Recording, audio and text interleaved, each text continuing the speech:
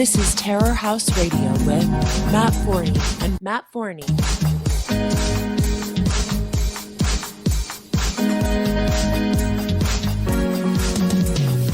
That's right. Welcome to Terror House Radio, episode number 4. I am Matt Forney, your charming and loquacious host, and the founder and editor-in-chief of Terror House Press. I'll be flying solo for this episode. My producer, co-host, Brian Proctor, he had to put in some extra hours at the salt mine for Christmas, so he unfortunately couldn't make it. He might be popping up in the second segment, I don't know, but for the moment, it's just me. Welcome back, guys. We got a great show for you tonight, today, whenever you happen to be listening to this, because we have Andy Nowicki joining us. Andy Nowicki is an author and commentator. He's written several novels and short story collections, including The Columbine Pilgrim, which the second edition of which will be released by Terror House next month. It's just a couple short weeks away. We are getting it together. We're putting it together. It will be our second publication. And this is an absolute... You guys are going to love this book. Well, just about everything that Terror House does is fantastic. But The Columbine Pilgrim is a really special novel. It was one of Nowicki's first works, published back in 2011. And as Nowicki himself has kind of said about it in recent months, it was Joker before Joker. Same kind of work about an alienated loner taking his revenge on the world. It's very poignant, it's funny, it's dark, and it's remarkable. And Nowicki's work is just fantastic. He's one of my favorite novelists. He's been a friend of mine for years, and I just can't say how overjoyed I am that, he's chosen Terror House to bring his works back into print. Most of his works are out of print right now, but we're bringing them all back, starting with The Columbine Pilgrim. That's coming soon. We'll be talking about that. We'll be talking about Star Wars. He's a Star Wars fan with some strong opinions on the new trilogy. And in fact, by the time you listen to this, it'll be Sunday. But on Friday, I put up my review of Star Wars 9, The Rise of Skywalker. It's not good, folks. It's not a good movie. So we'll probably be talking about Star Wars. We'll be talking about incels. We'll be talking about all kinds of things right here on Terror House Radio. Now, I want to get out of this way quickly. There was no episode last week, and that was for a number of reasons. Chief of which, well, I'll start this from the top. I recently moved to the wonderful country of Armenia. I was living in Georgia. I'm in Armenia now.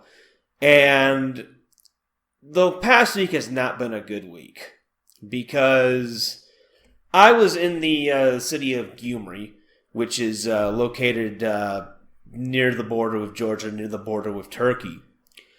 And I got sick. I got sick for the first time in... I honest to God don't remember the last time I got sick. Maybe about a year ago when I moved to Georgia. Seems to be a running theme. When I move from one country to the next, I always get sick. And the reason I got sick is because I took a bus. Well, not a bus. For those of you who've never been to an ex-Soviet country, particularly one of the poor ones, the smaller ones, the preferred form of public transportation between cities is something called the marshrutka, which is basically just a minivan. It's a van with seats. And so it was here. I took a marshrutka from Tbilisi to Gyumri. And despite this being a brand new vehicle, it was a brand new Mercedes-Benz, nice and shiny, looked like it had just come out of the shop, for whatever reason, the driver refused to turn the heat on, because he was being cheap, I guess. So even though I had my coat on, my hat on, my scarf on, I was freezing the entire way. And public transportation is always an incubator for germs. So, and to top it all off, Gyumri is colder than Tbilisi. It actually snowed the day after I got there. So unsurprisingly, I got sick. I got a cold. And last weekend, I spent most of it just sleeping because I didn't have the energy to do anything else. which meant basically, I couldn't do a podcast because my voice was all shot to hell. There's also the logistical issue of I stayed at a bed and breakfast, and I didn't know it was a bed and breakfast until after I got there. And what happened was, I'm not complaining. The place where I stayed, fantastic. The hostess is just a great woman, very very helpful, very accommodating, very welcoming.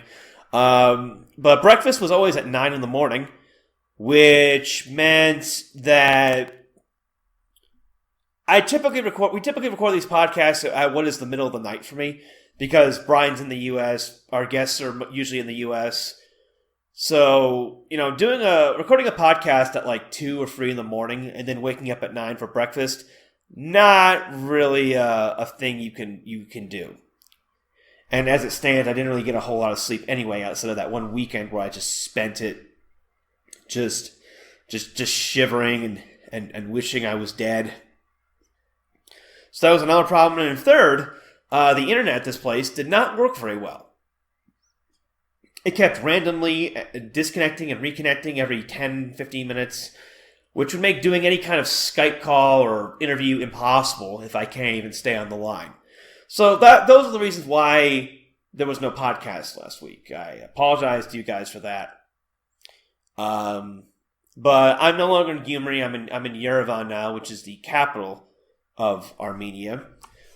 A really great place, but I'll probably talk about that some other time. Oh, and I'm also no longer sick, as you can tell from my voice. I'm not blowing snot everywhere. I'm not coughing. I'm not hacking up my lungs. So yeah, big things in the works. I don't really have too much else to say about all this. Oh yeah, one more thing, obviously. Remember, you can always send us a Streamlabs tip before the show if you've got questions for our guests or just questions for me or Bryden when he's on, by going to streamlabs.com/terrorhousemagazine. But enough of that. We're going to have Andy Nowicki, author of the Columbine Pilgrim, coming right up. Stay tuned. This is Terror House Radio with Matt Forney.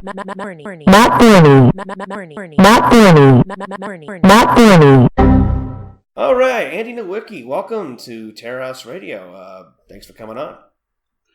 Well, Matt, it's a pleasure. Thanks very much for having me. It's good to talk to you. Yes. We launched this program last month, and you're the first actual author we've had on it. And I haven't done this. I do this with my own solo interviews, and I've interviewed you on my own show in the past. But there are a lot of people I suspect who don't know who you are, but are very interested in what you have to say. So could you give the elevator pitch of like who you are, what you do, what you write about, etc.? Well, I am. Let's see. What do I say about myself? I guess I'm somebody who's on the naughty list right now because I recently got banned from Facebook. I don't know if you know this happened or not. I saw your video on it. I haven't had time to watch it. Did you get permanently banned, or was it a 30-day suspension? Permanent. Like my account was disabled, and it was like apropos of nothing. Like I'd gotten the kind of things you were talking, those kinds of suspensions. temporary suspensions for saying an inappropriate word here or there, and sometimes they were coming after me for things that I'd written like back in 2013, and it was just kind of ridiculous. But no, this was part of some sweeping purge that took place. I mean, I got banned along with Colin Liddell and Affirmative Right and several others. I think just for being who we were. So and being on the naughty list as I call it. Yeah, I mean that happened to me back in May. My account was permanently disabled, which is funny because I like a year before, like back in 2018 and 2017, I actually went and used a plugin on Chrome to delete everything I had ever posted on Facebook, going back years, like pictures, posts, comments, everything. The only thing on the profile was like my profile picture. and they decided to ban me anyway. And when I Yeah. asked, like, it was some vague thing, like, you violated the community standards. I sent Yeah. them an email, and then 50 minutes later, they were like, "Oh, I'm sorry, we can't tell you why we banned you, but our decision is final." Yeah. Yeah, that's it. That's it always. I mean, they make it sound like there's some rules and regulations and that it's all fair and above board, but really everything is just a pretext, and they do what they deem fit to do. And at the time they deem fit to do it. I mean, that's the behavior of the tech our tech overlords. I think generally. So we've got a real outlaw here on An the show. outlaw, Guys. that's yes, right. a real criminal, a man on the run. And I have a history with. I think what got me on the naughty list was, I have a history with the group that's still, I guess, sort of sometimes referred to as the alt-right, although that term seems to have fallen into disuse, and now it's just the dissident right, or whatever else. I can't, whatever they're calling,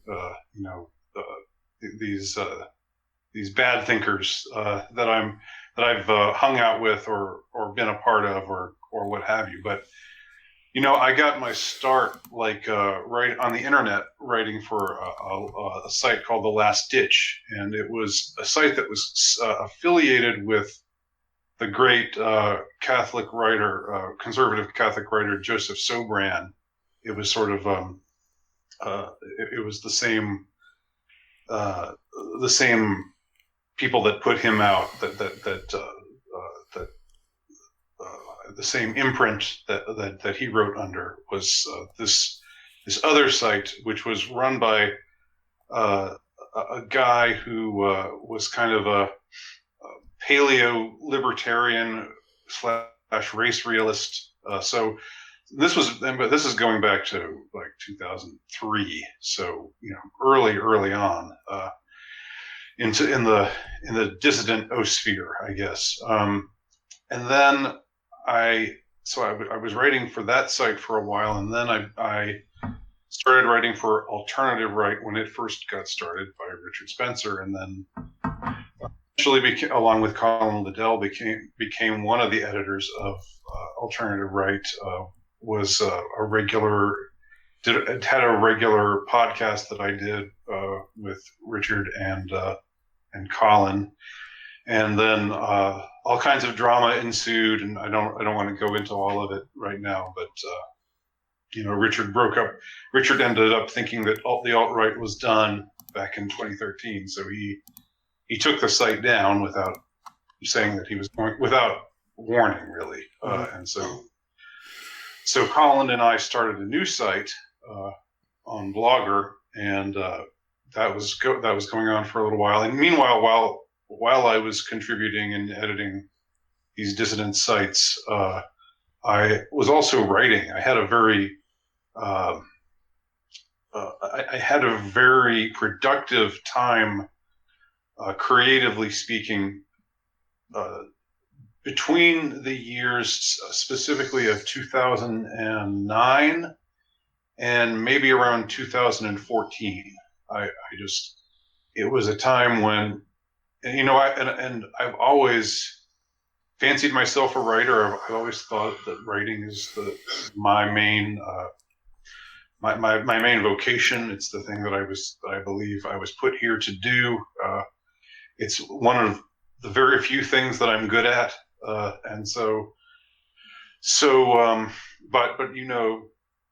you're a writer yourself. You know that inspiration can come and go, and you're not the muses aren't always singing to you. But I had a really wonderful period of creative activity starting in 2009 or so. It started with the publication of my first book, Considering Suicide, which was published by a company called Nine Banded Books. And that had been in the works for a while. I'd completed it, but it kind of took a while to get published. But that when that was released in 2009, I somehow felt like I had, even though it was it was a very low scale, not terribly conspicuous, this very off the beaten path publishing house that published me. Nine Banded Books. That's the publishing Nine Banded house. Books, correct? Yes. Chip Smith's company, which is still around and worth looking into for those who are interested. Yeah. Chip's a good guy, and he's put out a lot of great books. Agreed. So, but it was after that, I think, that somehow it was, there was this boost that I got from feeling like now I've broken through in some way, because I had published with this book with nine Banded Books, so I was a published author, and I just started working with Alternative Right, which had this, at the time, around 2010, 2011, had this kind of burgeoning, it had this feel of a burgeoning movement that I was in some way a part of, even though, I didn't fit in perfectly with the standard writer or reader, I think, of it. There were certain ways in which I was a little different, but nevertheless, it was a group that accepted me, and there was a feeling that I was among people who were interested in what I had to say, who were giving me a shot, giving me a chance, and I was getting positive feedback, and so I think there was something in all of that made me feel like, okay, I'm on my way. And this was again around 2010, and around this time, I had really started to research. I had gotten into my head the idea of writing about the Columbine massacre, and I had joined this this site that was gosh, what's it called? I guess it's like a little bit like a forum. Yeah, it was a forum. It was kind of like what Reddit is, but it was exclusively about Columbine, and so people from all over were writing posts about Columbine and arguing with each other about this aspect of it or that aspect of it. And so I got on that site, got to know some of the people there, made a couple of friends. And it was around that time something clicked in my mind about, writing a fiction work that was based on or inspired by Columbine. Columbine was my muse, because honestly, ever since it happened, in 1999, it was an event of real fascination for me, and it was something that I felt connected to in some way, just because I understood. I think I understood the whole feel of it, the whole notion of being young and feeling left out and feeling abused and picked on and just not wanting to take it anymore, and just even though that was I was significantly older when Columbine happened, it did connect with something in me, and so I guess something had always been gestating within me, creatively speaking, based on Columbine.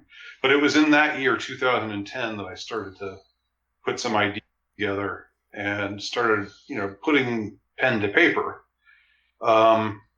And it took different shapes at different times. I mean, or when I started it out, I had a different idea of where it was going to go.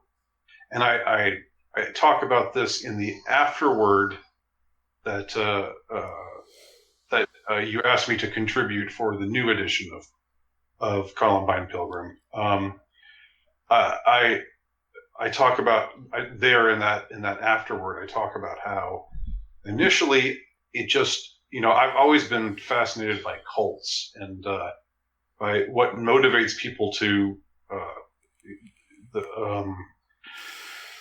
who see who don't see enough meaning in their lives, and so they have to embrace something that's new and challenging in order to somehow make themselves feel more whole or more real or more to feel that there's more meaning and resonance in their lives. I think the movie Fight Club, which coincidentally, maybe not coincidentally, came out the same year and maybe, like a few months after Columbine. That was very much treading the same kind of territory this feeling of alienation that a lot of young men felt. Yes, exactly. This feeling of alienation, this feeling of being tied to a meaningless existence, and this feeling of needing to, needing to challenge oneself in a way or needing to just do something.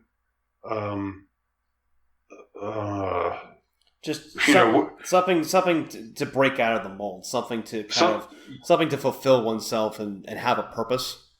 Yes, something along those lines, and something radical. Something that is, again, that takes you out of your comfort zone, but that it's something that you feel you need to do. It's the same way the reason a lot of young men join the army, and or put themselves through boot camp or these kinds of extreme situations. You think that why would that have any appeal to anyone whatsoever?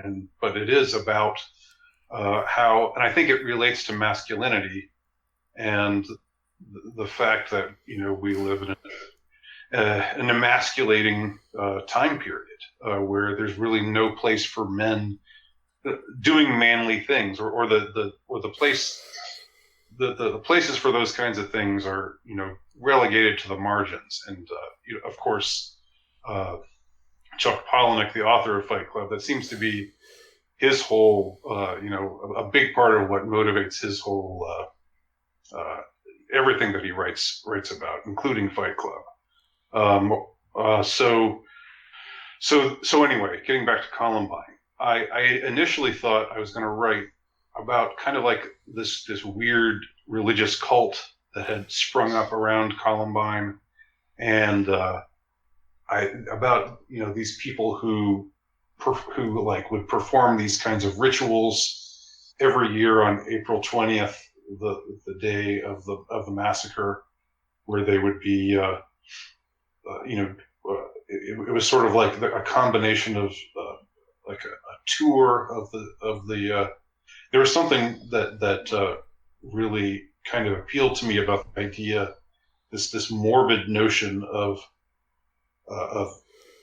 touring Columbine and stopping at these various places where here's where Eric and Dylan, the Columbine killers, plotted.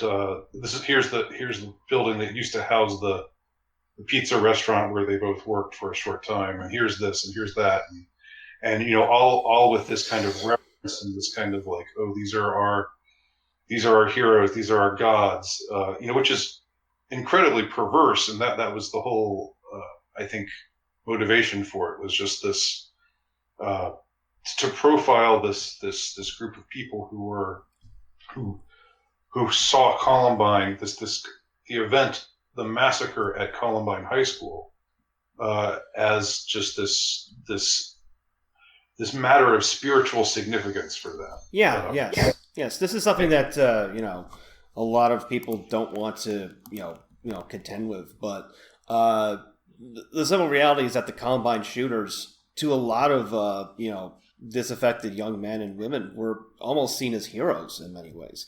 And the treatment they got from these individuals was kind of similar to what happens with like rock stars. I remember Years ago, when I went on my hitchhiking trip across the country, I got picked up in Seattle by a guy who was retracing the journey that Chuck Klosterman took in Killing Yourself to Live, which was that was a book where Klosterman went around to various sites in the U.S. where famous rock stars had died to kind of like examine the the relationship between rock music and death and whatnot.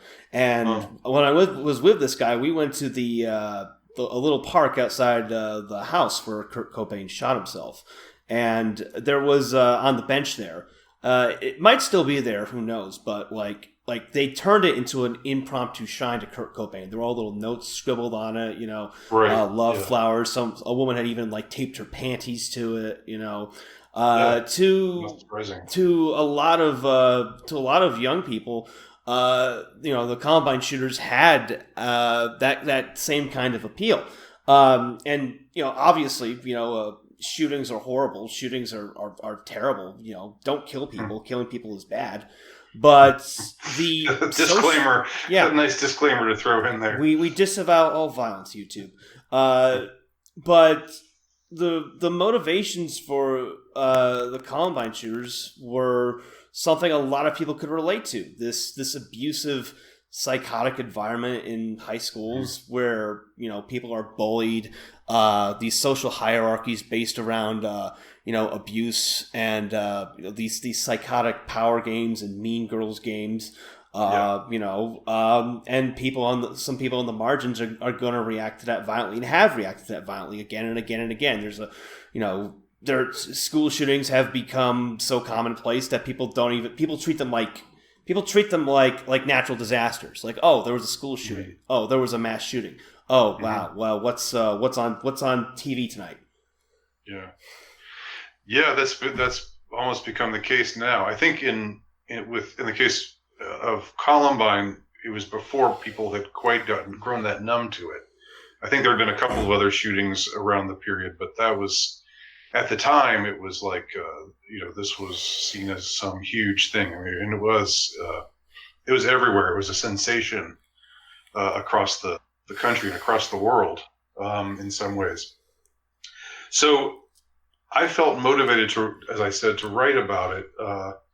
And like I said, at first it was just going to be this.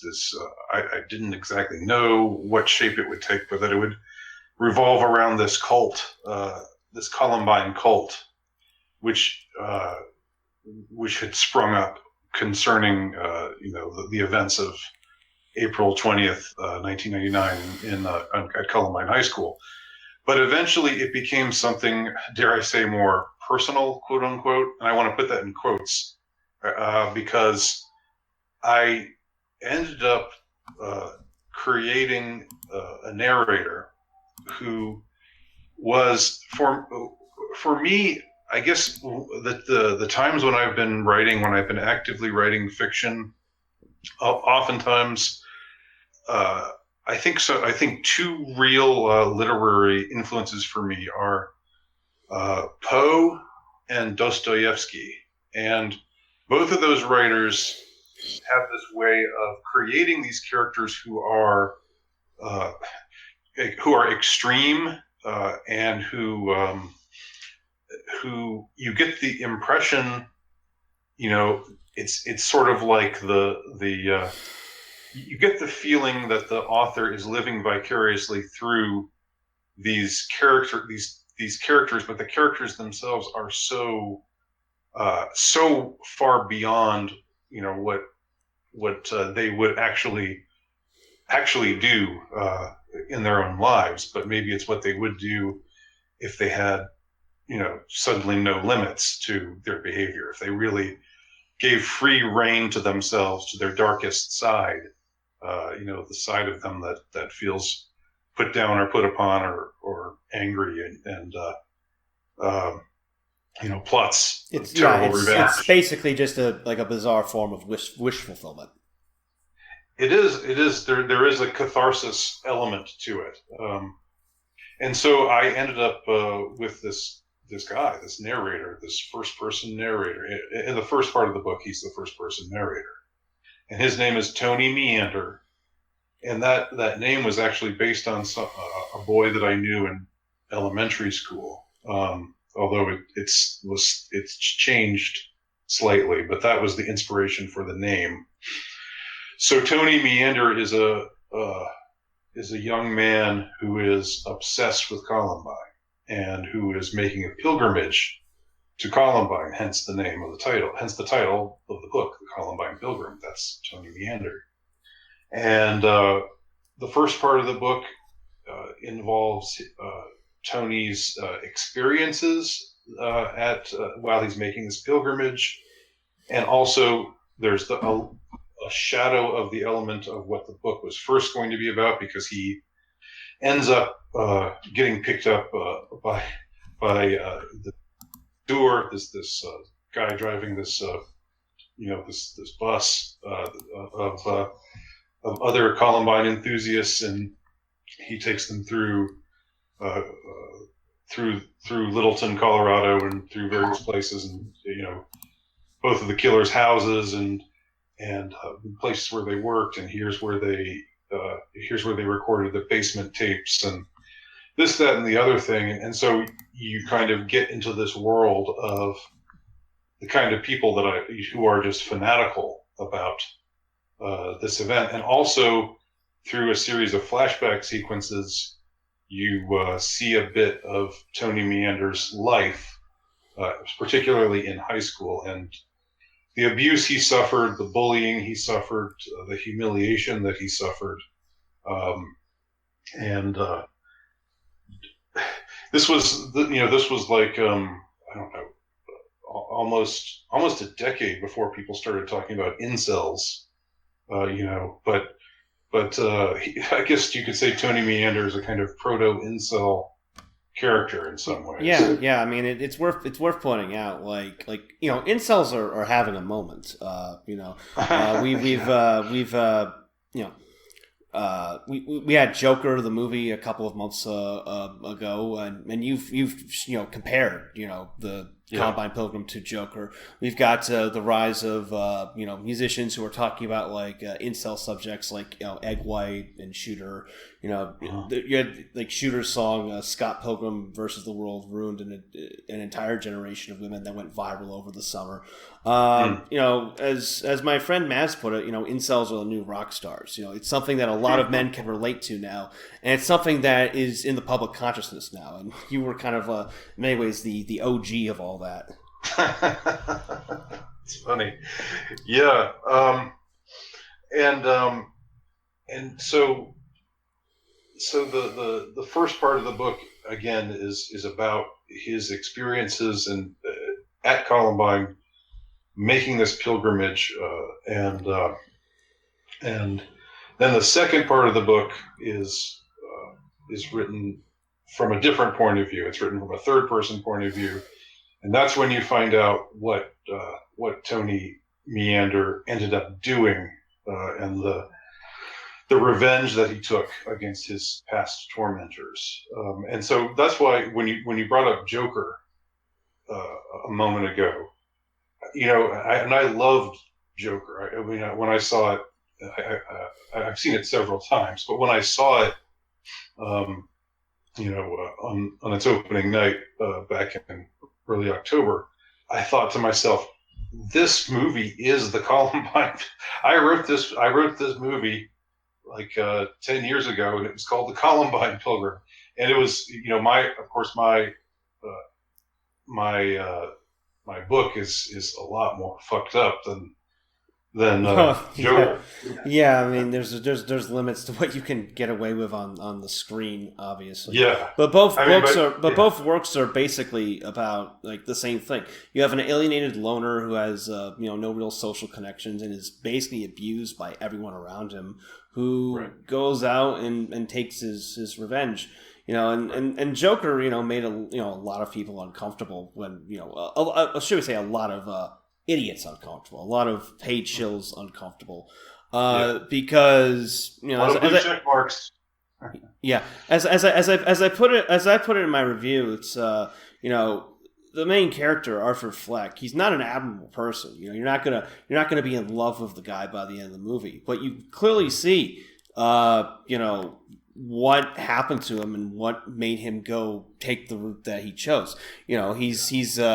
He's not a psychopath. He's not a complete lunatic who just kills people indiscriminately. Everyone he goes after in the movie is someone who wronged him in some way, usually some stupid and petty kind of way. And you get that same vibe from the protagonist of your book, Tony Meander. The people he goes after are the people who abused him, the people who mistreated him. Yes. And I guess like revenge fantasies aren't. It's not like that's anything new, but there was there's something just when I saw Joker, it was like, wow, there's something in the whole feel of it, the whole vibe of it, the character arc of Arthur Fleck / Joker that was so that so much reminded me of the Columbine Pilgrim that I just, it was noteworthy to me, and I did make a note of it. I thought to myself, this means something. There's something in the air, this, and the fact that it connected, with a lot of people and did so well, and was became this huge hit. I think there's, of course, some of it is just that it was controversial and people just wanted to check it out and see what was going on. But I think it really resonated with a lot of people, and so it was just an interesting thing to take note of. So that was the Columbine Pilgrim, and I completed it in 2010. I made my own pilgrimage to Columbine. It was nowhere near as eventful as Tony Meander's pilgrimage, although through a streak of luck, I actually got to see the interior of the school, because the time I was there, they happened to be in a talent show, which was open to the public. So it was really, I really kind of felt blessed by that, happening to be there, because at the time I was really, when you're a writer, you have, I believe, for me anyway, you have certain muses that inspire you, whether it's an event, whether it's a person. It can be different things at different times. In this case, I was so heavily immersed in Columbine, talking to other Columbine, other people who were fascinated with it, and we would watch things like the videotapes that Eric Harris and Dylan Klebold made when they were in some video class, and so whether some of them were set in the halls next to the lockers, and so when I was inside the school, it was just amazing to walk through and see, oh wow, that's where the library was, where most of the terrible violence took place. Most of the kids who were murdered, that it took place in the library, and they had just stripped it. They'd taken it down. They just knocked it down, but you could see where it was. And so it was just almost a surreal feeling to be walking through those halls and seeing those things that you would see in these videotapes from several years before, and again, it made it. I was mostly finished with the book by then, but that made it more helped me put the finishing touches on it. Yeah, it helped you visualize the environment that this took place in. Yes, exactly. And even getting to know the geography of the area. I mean, it's so beautiful. And I don't know if you've ever been to the area, like I guess it's suburban Denver, but I've been to Denver, but I haven't seen much of it. Yeah, it's stunning. Just the Rocky Mountains all in distance, and at least for the time I was there, it was a magical time for me. So anyway, I finished up this manuscript. I was so excited about it. I mean, I was so, but I was also kind of, it also kind of frightened me, because the the events that take place in the book are, it's like I didn't really want it to go there. It went a couple of places that were really messed up, and I knew it had to go in that direction.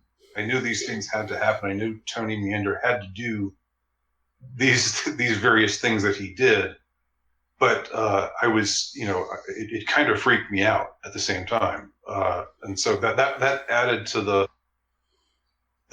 the sort of excitement of having written it, because it was almost it's not so often that you're freaked out, you're terrified by something that you've created, so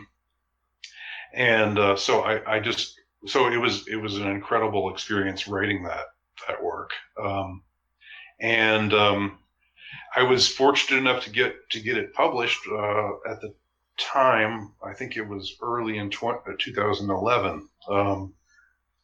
Greg Johnson of Countercurrents, I sent the manuscript to him, and he expressed interest in it. I think I maybe contributed a couple of. I'd written maybe a little bit for him, and on a couple of occasions, and I'd written for some other places, but mostly I think I had become known in this subculture, this alt-right subculture, for being part of the website alternativeright.com. So Greg Johnson published it in 2011, and then it was, and I published a couple of other things with Countercurrents, Greg Johnson's imprint, a couple of other fiction works. Under the Nile was I published in late 2011, and my short story collection Lost Violent Souls I published in 2013. But last year, because of politics, and again, I don't want to get into. Yeah. This is I don't want to get into all of the show's a drama-free zone. Yeah. Yeah, I try to stay out of the drama, but unfortunately, I got subsumed in it unwittingly, and because I was, I don't know, friends or allies, or because there were parties that were in dispute, and because I had certain people that I was friends with who Greg was not fond of at this time. He decided to unpublish. He decided to take my books out of his stable of publication. So then that was, I think, in 2018 that happened, and then it wasn't long after that I heard from you, right? Or maybe you could fill in the details. What happened was it was actually earlier this year. I remember. What happened was last year was when I launched Terror House magazine with the intent of eventually starting a book publisher. I did contact you to tell you about the site, and sometime afterwards, you mentioned to me that one of your other books, Heart Killer, which had been published by ER Books, had been out of print for a while, and you were interested in having me republish it. And I said, yeah, I'd love to. And since then, we've you also approached me. Well, I think I asked you about republishing This Malignant Mirage, which was another short story collection you put out via ER Books. And then when Countercurrents took your books out of print, you came to me with Columbine Pilgrim and all of that. And I was like, yeah, absolutely. It's one man's trash is another man's treasure, and Andy Nowicki is truly a treasure for the reading public. And after many mishaps and miscalculations and whatnot, Terror House Press is finally here, and we're finally bringing it back. We're bringing all of Andy's great works back for your enjoyment. Yes, and I'm very excited about it. Really thrilled to have it back, and with a new cover that I'm looking forward to. You showed me before we talked, you showed me what it looks like possibly is going to be Yes, a new cover that's being developed. I will throw this in the link in the description for those of you listening to this.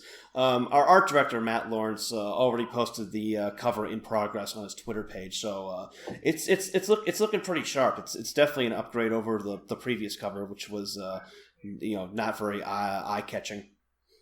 Right. I never said anything about it at the time because I when it first was published, I was just excited to have it published. But yeah, the cover from Countercurrents was never that great. I didn't think. I thought the ones for my later books were for Under the Nile and Lost Violent Souls were better, but I was never really taken with the Columbine Pilgrim cover. So I look forward to the new cover. Also, there will be a foreword or an introduction, as I believe, penned by my partner, the man I call my partner in thought crime, Colin Liddell, and an afterword by me where I talk a little bit more about what all went into the writing of the book. So those, I guess that this is sort of my pitch to those who bought the initial copy, maybe like why you maybe want to shell out a few more bucks just to get the second edition because it's got these new features as well. Also, my eagle eye is going over the manuscript to make sure there aren't any typos. So, if there are any typos in the original, they're going to be gone now. Because I'm just so good at I'm just so damn good at my job. To kind of dig in a bit more about the themes of the Columbine Pilgrim. I obviously didn't pursue this subject to the same depth that you did, but I have had an interest in these school shooting type events, and to go back specifically to Columbine. As you said, it was the first really school shooting of its type, before it became a routine thing. And the thing is, people still don't know how to react to it, but they really didn't know how to react to Columbine. Everything was blamed. First they blamed the parents. Then it came out in the video diaries that both Eric Harris and Dylan Kleinbold they actually apologized to their parents in their video diaries. I believe one of them even quoted Shakespeare. He said, "Good wounds have borne bad sons." Then they tried blaming video games, and they tried blaming heavy metal. They tried blaming everything except the one thing that was the most obvious cause, which is Columbine High School, which apparently at the time, and probably still does, I haven't read up about what it's like recently, had just this really abusive culture of bullying where the higher class students, the ones who were involved in athletics, just had a free reign to just beat up anyone they wanted, abuse anyone they wanted, and the administration didn't do anything. I remember, I believe, I'll put a link to this in the description. The writer Mark Ames wrote about this back in the 2000s. There was this one particular wrestling student whose name I think was Rocky Hofschneider, who was attending Columbine at the same time as the Kleinbold and Harris. And this guy was just an absolute monster to people. He would abuse girls, beat up his girlfriend. There was one Jewish kid that he tormented and shoved his face in the locker, screaming "Another Jew in the oven." And this guy never got punished for anything because he was a star, member of the wrestling team. You had this culture where kids were just allowed to get bullied relentlessly, and the administration never did anything about it. Either because they didn't want to take any action, or because the students were like jocks or something, and the administration wanted to go out of its way to please them. Mm-hmm. And in the second part of the book, when my character does something similar, I don't want to give too much away, but it's he commits a brutal and violent act, which creates many casualties of many kinds, there is this. I sort of try to reflect the same kind of hand-wringing response that people had to Columbine, and the way that there was this, like, the way that certain pundits or certain scolds, would see certain things as the problem, and refuse to focus on other things as a problem. And I mean, I'm not meaning to justify any kind of behavior like this, of course, but sometimes it's like, you get so many, and we saw it with Joker as well. And it used to be, the ironic thing, the funny thing is, it used to be something that people on the so-called right would more often do. Like observers of the social scene who ostensibly were conservatives would say, "Oh, these violent video games, or these smutty movies, or like in the 80s,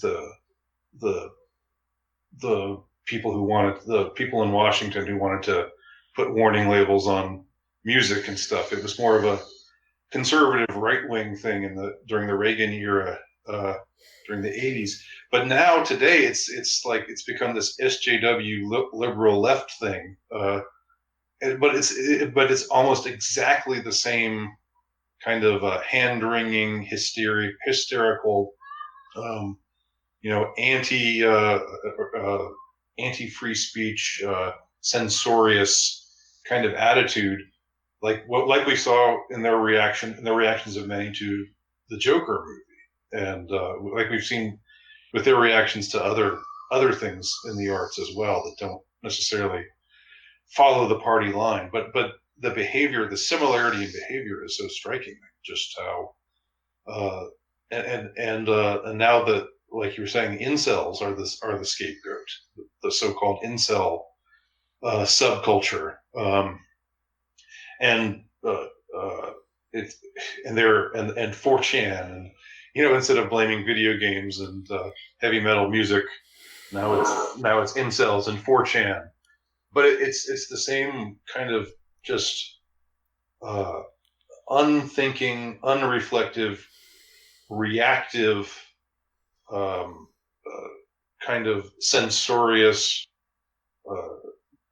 response that it's just I'm old enough now to have lived through times where I saw this, where I have seen people respond in this kind of way from both sides of the political aisle.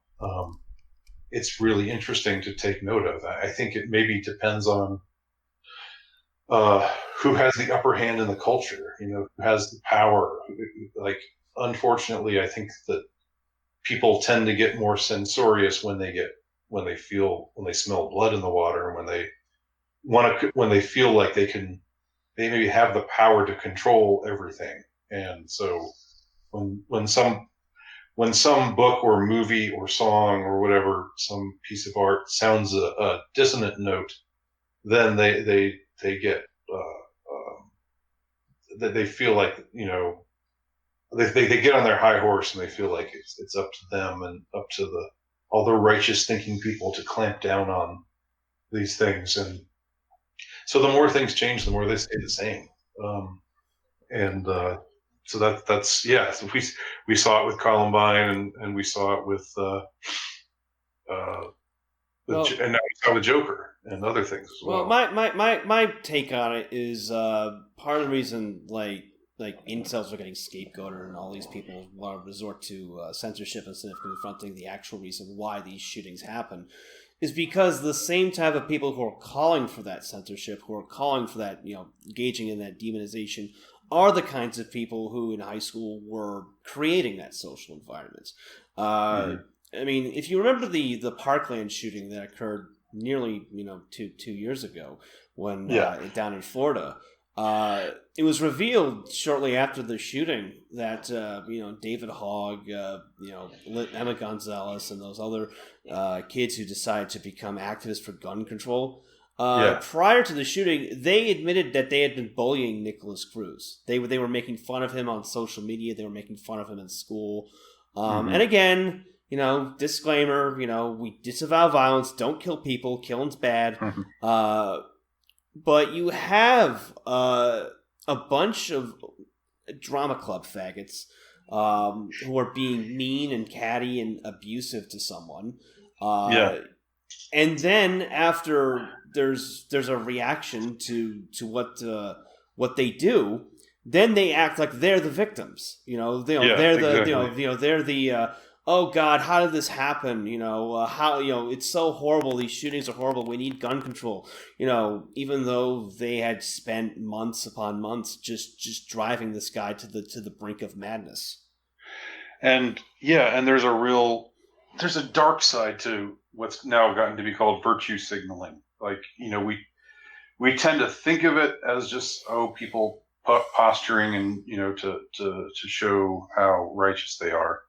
But the dark side of it is that I think virtue signaling can be a kind of bullying. Like, you want, particularly I've seen this happen with so-called incels, like how it becomes, I've done a little bit of, I've written a little bit about the incel issue lately and listened to other things, other people talk about it. Listen to Nama Cates' very interesting podcast called Incel, which I recommend to everyone. It's like there's this way in which the bullies become these righteous people, these self-righteous, sanctimonious people, come to embody the very kind of cruelty and hatred and meanness that they're supposed to be against, that they think that they're against when they do their virtue signaling. And so that's all a part of the crazy age that we're living in. But it's definitely, and that was, something that was sort of starting to take place around the time that I wrote the Columbine Pilgrim as well. So I think some of that, we have in that book, we have a kid who gets bullied, who eventually takes revenge against his bullies, and then we have the response of the society that, like Arthur said, with a society that treats it. What do you do when you mix up what do you get when you combine a mentally ill loner with a society that abuses him and treats him like trash? Right. You get what you fucking deserve. Exactly. Exactly. And it's coming to pass. I mean, that's what we're seeing. And yet, like, people don't learn their lessons. They don't learn, well, we should, that's ironically, I mean, in a way, ironically, what Joker is all about. It's about the power of, and even the director Todd Phillips said this.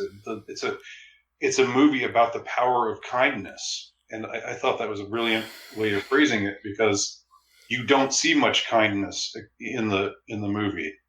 Either from you don't see it from the people who are hounding Arthur and making his life miserable, and then you don't see it from Arthur afterwards when he sort of loses it and becomes the Joker. You see flashes of it here and there. Like, there's the famous scene where two of his co-workers come over to his apartment and he kills one of them, and he doesn't kill the midget because the midget was the only co-worker of his who never bullied him or abused him.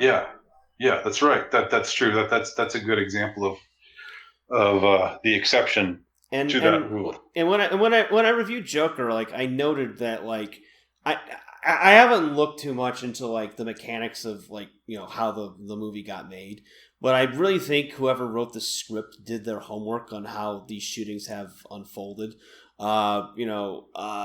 if you've read Mark Ames's book Going Postal, which is about the history of spree shootings, workplace shootings in the U.S., everyone tries to kind of demonize these guys as just like, oh, they're psychos, they just kill people randomly. But if you actually look at the patterns of at least back when the book was written, this was written in 2005, I think, the patterns of how these shootings unfolded.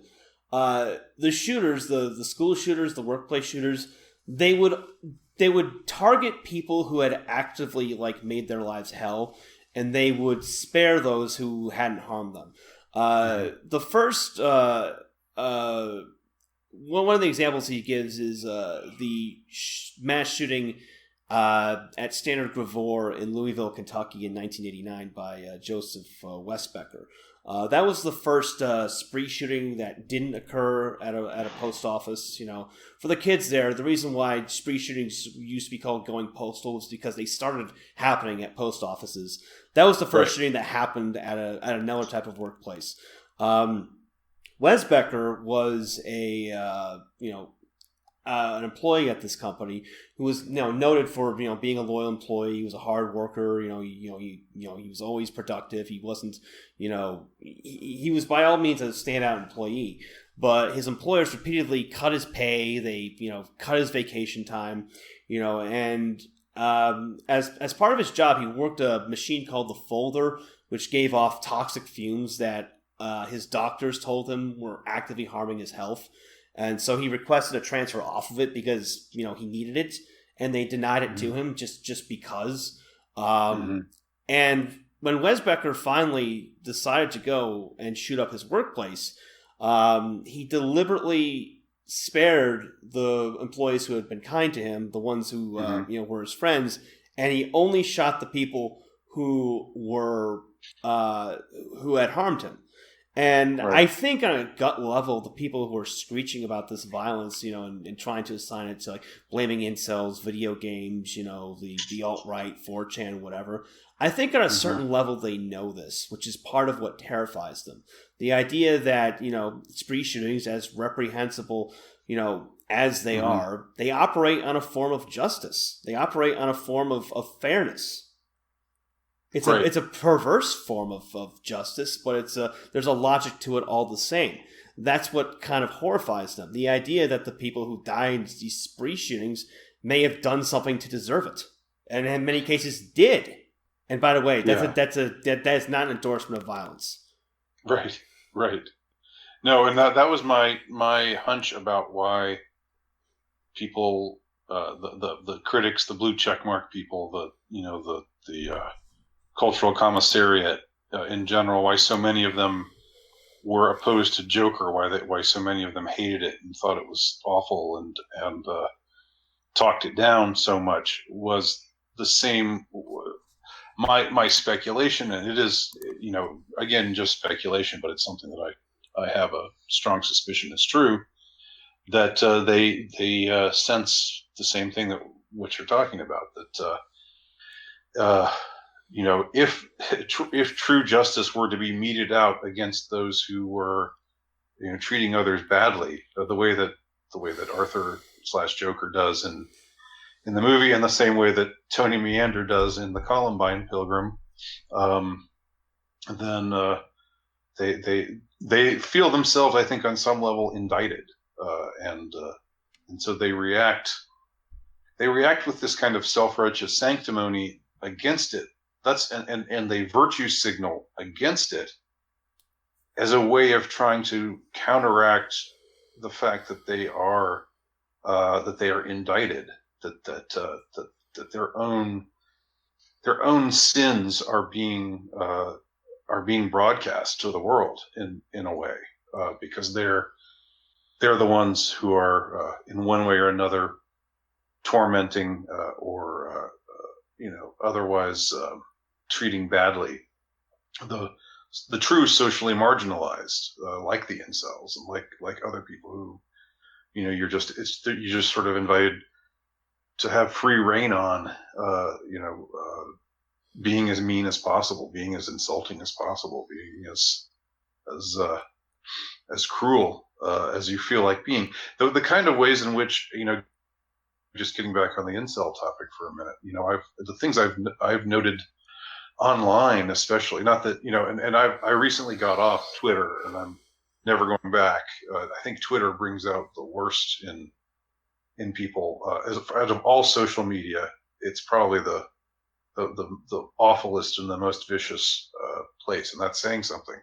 But the way that they would just just like gang up on certain people, and especially you say incels are rock stars, and there's like a truth to that, because in a way, the ones who are the most vilified also attain this kind of allure in a strange sort of way. But the thing that some people just feel okay getting away with saying to somebody who they claim to be an incel or claim to be a this or a that, the way that so many of the, it was something that I noted, that I still note about the 2016 election in the United States. The people who voted for Trump didn't generally think that the people who voted for Hillary are bad people necessarily. Maybe they thought they were stupid. They thought they were misinformed, and they found them annoying. But the way that so many of the Hillary voters thought about not just Trump, but anybody who voted for Trump, like, they could only be the worst possible people, and like that somehow justified them being just behaving in this absolutely disgusting way towards them. You're literal Nazis. You're literal Nazis. Yeah. I mean, it's part of what has made things so crazy over the last 3 or 4 years, and it's part of what eventually led to you and I getting banned from Facebook, even though you had, as you say, had deleted everything, all of your comments, and taken all of your pictures down, and they still banned you. And for me, I hadn't done anything, beyond the pale. I was just there, making comments and posting pictures and kind of and having fun. And suddenly, because I'm on the naughty list, I'm gone. Yeah, and the other deplatforming as well. I've been banned from Twitter. I haven't been banned from YouTube yet, but I've had to take most of my videos offline due to a concerted attempt to get me taken off there. I even had my website deplatformed a few months ago, though I was able to fix that by getting on a new web host provider. And it's all justified because, well, we're engaging in hate speech, Andy. We're haters. Yes. We're horrible people who just we hate the LGBT, we hate cripples, and we just want to pour bile out into the world. That justifies our repression. And that's certainly not going. Yeah, and in the case of incels, it's like you've got a group of people who are already like incel. Again, these are people who are defined by their inability to find a woman. The inability to find companionship, which is something most people want. Most people don't want to be alone. Most people want to be, with someone. Right. And you're taking a group of people who have already been, left out in that regard, and you're demonizing them even further. It's really a case of kicking down. Yes, exactly. That's what one of them said. One of the more articulate self-proclaimed incels one time said, "Why are you kicking me when I'm already down?" And that sums it up perfectly. But unfortunately, that's the way. That's the dark side of so much of human behavior. People want to want to align themselves with the strong, and when they smell blood in the water, they go after the ones who are bleeding, and it's really it's really quite deplorable. It's quite awful, but we gotta draw attention to it and make and I think that again I thought that Joker did that brilliantly, and dare I say, I think the Columbine Pilgrim does it pretty brilliantly too. I say that too, and it's not just because I'm publishing the book, though that's part of it. Circle back around. The fact that a lot of people are taking interest in this and can relate to it is like both. It's good in the sense that it's great to finally see these issues being discussed and talked about, but it's also not good because it means that social dysfunction is so widespread that like large swathes of the population can now relate to it.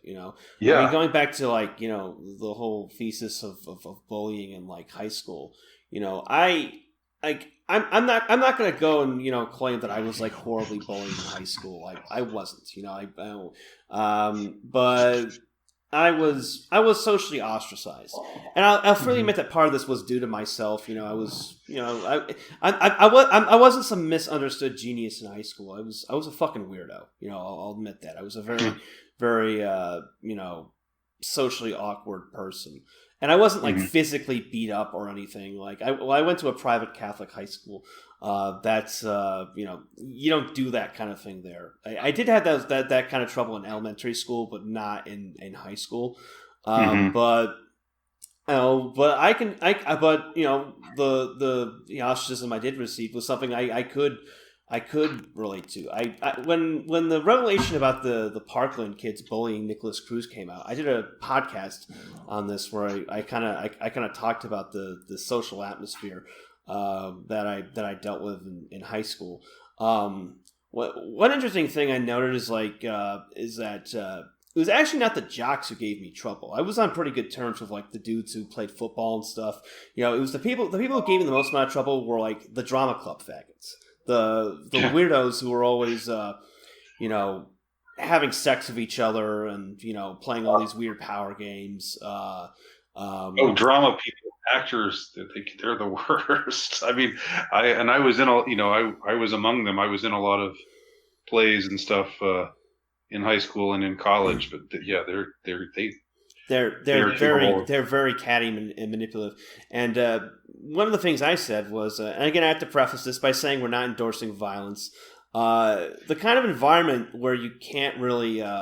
I don't want to sound like I'm endorsing that kids should go out and like physically fight each other, but in a way that's kind of easier to, that kind of makes things easier. Like my parents, one incident I talked about of bullying in elementary school was there was this kid in my elementary school, this 300-pound half black kid who'd been held back a couple of grades who like tormented me and tormented a bunch of other kids, stole my crayons and stuff, and I fought him a few times on the playground. I mysteriously escaped being punished for that because this is back when they started implementing that rule where like even if you're defending yourself in a fight you still get punished because violence is wrong.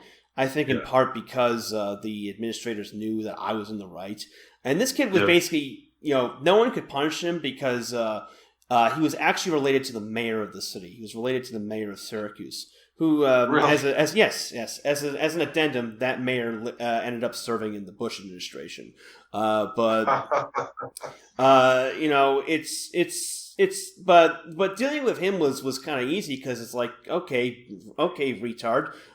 You want to fuck around with me? Well, let's settle this on the playground. It's Let's settle this mano a mano.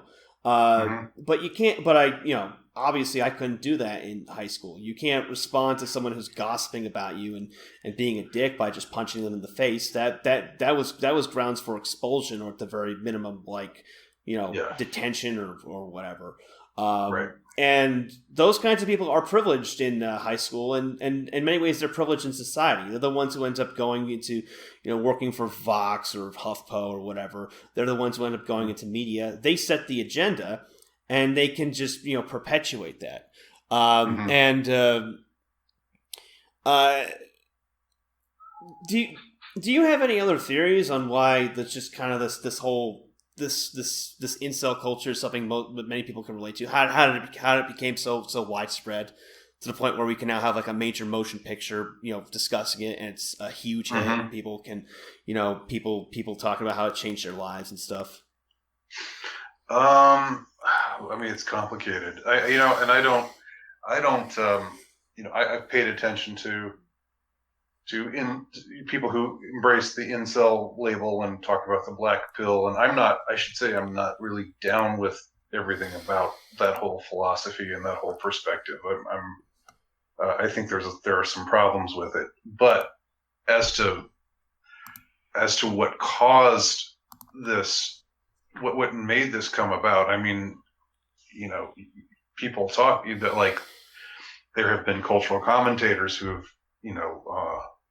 have discussed the role of feminism in all of this, and the hypergamy and the 80-20 rule and all these kinds of things, which probably come into play a bit more, and in fact, these are the sort of things I was writing. I mean, I haven't written fiction for a while, but what's preoccupied me for the last couple of years are like I said, the incel question has been a matter of interest to me, and I also wrote a series of shorter works called Ruminations of a Low Status Male, and both of those works, both the Ruminations of a Low Status Male and my incel work, which is called A Final Solution to the Incel Problem, the title that raises some eyebrows, of course, but it's meant to be hyperbolic. But I think a lot of what I cover there, what I talk about there is how I think I trace it back to the sexual revolution. I trace it back to the erosion of monogamy as the norm. I think that when you had a kind of enforced monogamy, I'm quoting Dr. Jordan Peterson there, I think he was right when he said that. When monogamy was enforced as a norm, you didn't have this kind of situation where, the top,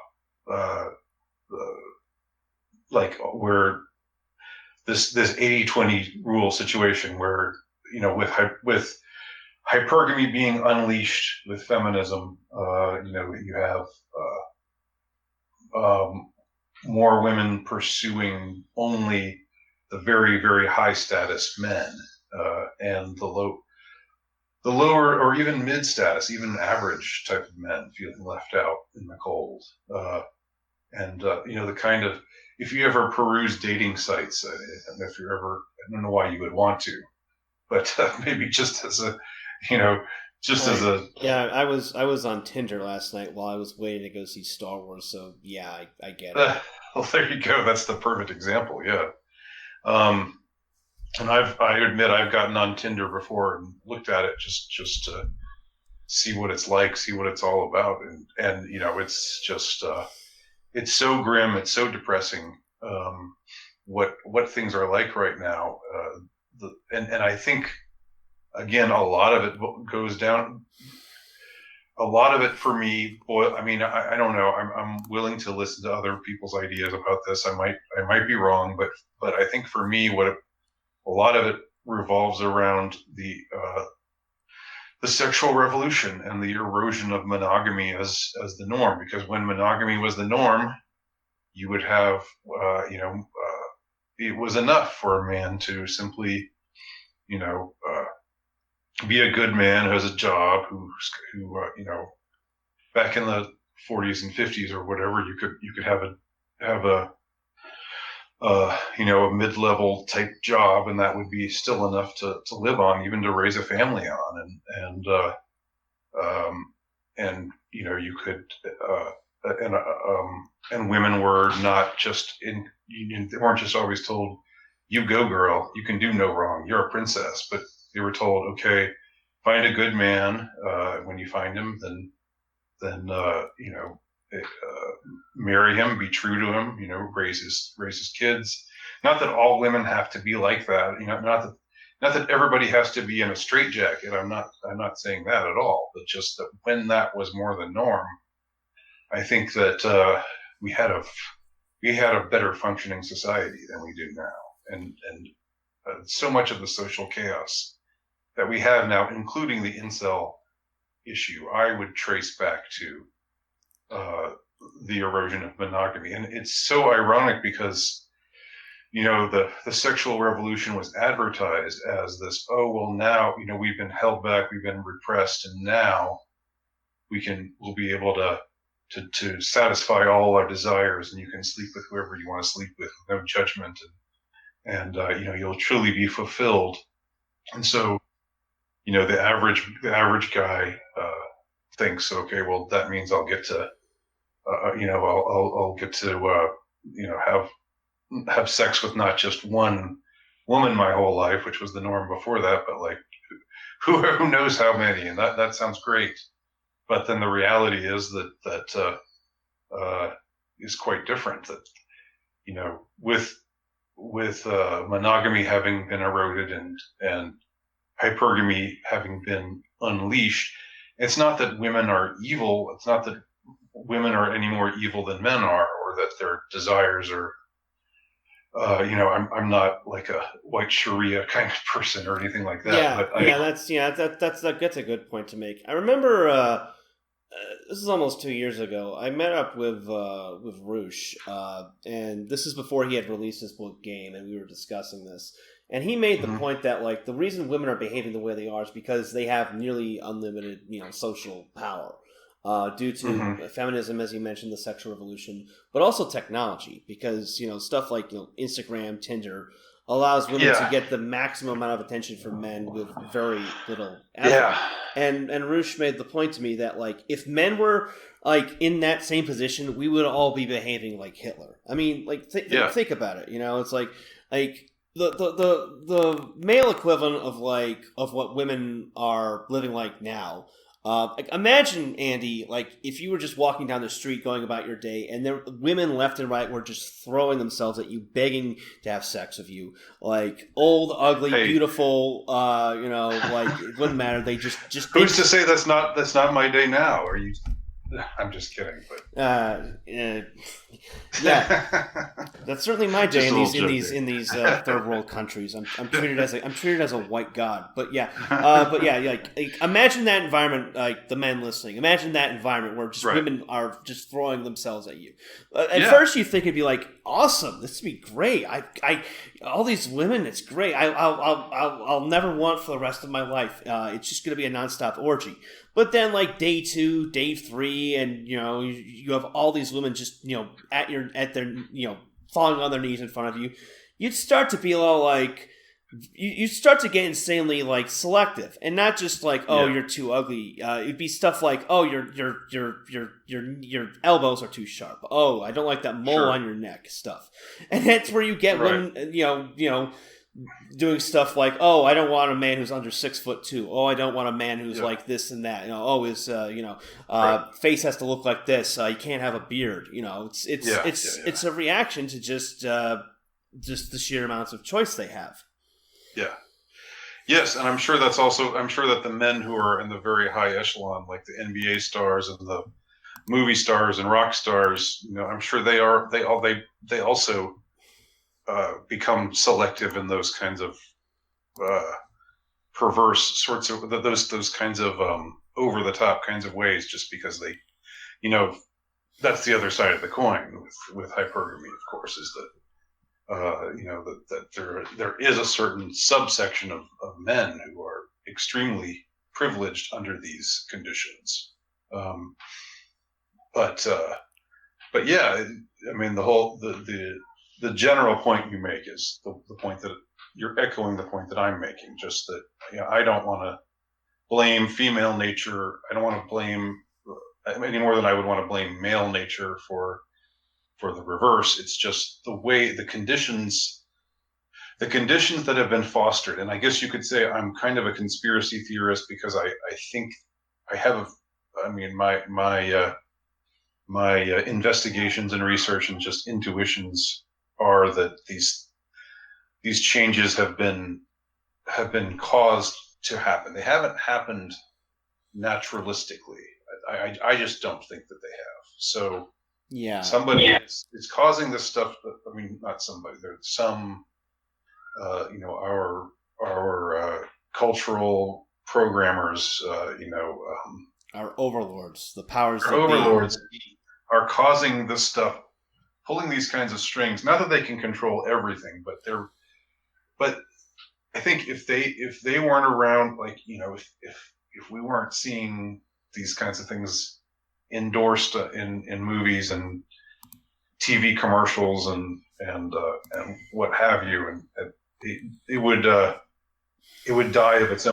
There's certain things that just are artificially propped up, and I think a lot of aspects of the sexual revolution, especially as it grows ever more perverse and ever more just ridiculous with the kind of things that we see now, like with I don't know, drag queens reading to kids at the library and trans 4-year-olds and all this kind of stuff.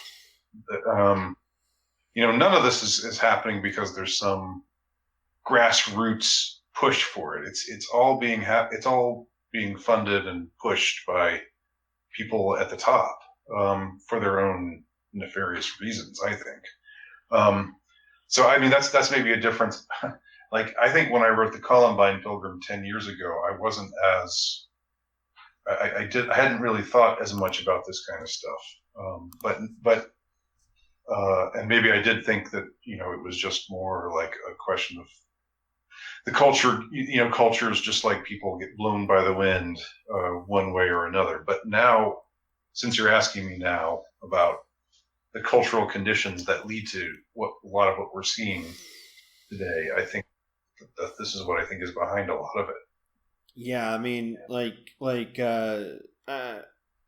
one thing I've been thinking about is recently there was among the dissident right, there was the hashtag ban porn. People thinking that pornography should be illegal. I've kind of softened my opinion on that. For those of you who are curious, you can listen to the live stream I did on my own channel about that. There'll be a link in the description. But with something like pornography and just the sheer availability of it on the internet, you see governments, you see corporations moving to shut down speech they don't like. Going back to how we both got banned from Facebook, people getting banned from Twitter and all these other platforms and whatnot. People getting arrested in countries like Europe. But pornography, you can find that everywhere. You can find it. I bet browsers and Pornhub and it's easy. What have you. It's easier to I get. Bet they all have Facebook pages. Yeah, it's easier to get porn than it is to get Hollywood movies. If you want to watch a movie, you have to go through Netflix or something. But porn, it's free. And not just porn. It's like we're talking hardcore porn. Like maybe not the hardest of hard. I mean, but like stuff with close-ups and genitals. Close-ups of genitals and ejaculations and stuff like that. Like and fetishes. It's. The fact that the government corporations can move so swiftly to get rid of speech they don't like, but they allow pornography, it's by design. That's by design. Yeah. Or it's easier to get porn than to get the Confederate flag. Let's say. I mean, you get porn for free. It's not even that raises some questions. That should raise questions for a lot of people when something that's obviously in demand like that, suddenly you can find it for free online. What's really going on there? I mean, I guess they probably have advertisers. They probably make money some other ways, but still, you have to wonder if there's some kind of social conditioning afoot. I mean, I don't just wonder. I really think that that's the case. Yeah, and speaking of social conditioning. A good segue into the other topic I wanted to discuss with you, which is Star Wars. On Friday, for the U.S. at least on Friday. I think it came out Thursday. Whatever, I don't pay attention anymore. Mm-hmm. The new Star Wars movie, The Rise of Skywalker, came out. I saw it on Thursday. Andy, I know you went to see it. You snuck into the movie theater like the true outlaw that you are. The Yes. fugitive wandered in 7-star systems. You've had a lot of interesting thoughts about Star Wars because you were a fan of it. What did you think of the Rise of Skywalker? Yeah, that's an interesting question. I mean, I think the whole I'm definitely in line with what's called the fandom menace. The kind of people who think that Star Wars has really gone astray with Disney. Since Disney bought it out and George Lucas is no longer in charge, but as you say, I'm a fan of Star Wars going back, to my childhood, and I'm older than you, so I was around when the original movies were being released, and it was so huge and so exciting, so much fun. So it sparked, the imagination of me and of so many others, kids my age and around my age and so forth. And so now with Disney Star Wars, particularly with the release of The Last Jedi, when that 2 years ago, Last Jedi came out, I think that represented a real turning point. Now I know that I didn't particularly like the first movie of the trilogy, The Force Awakens. I wasn't crazy about it. It didn't really do much for me. To me, it didn't have the feel of the original movies, including the prequels, which are, while inferior, I think are still authentic to the auteurship, let us say, of George Lucas, for better or for worse. But The Last Jedi went so over the rails, as far as promotion of radical feminism and demonizing of men, and this taking these iconic characters like Luke Skywalker and just absolutely immersing him in shit, just making him into this loser, and all of the stuff that happened in The Last Jedi. What I find most interesting about The Rise of Skywalker is that okay. First of all, I would say, I have to say, I didn't think it was a good movie, and I wasn't expecting to think that it was a good movie. I didn't, I enjoyed some parts of it, but all in all, I think it's a mess. It's a huge mess of a movie. Yeah, I mean, my take on it was it's a bad movie, but it's not as bad as I thought it would be. Well, the thing is, what I liked about it was there were so many things in it that it was obviously trying to shake off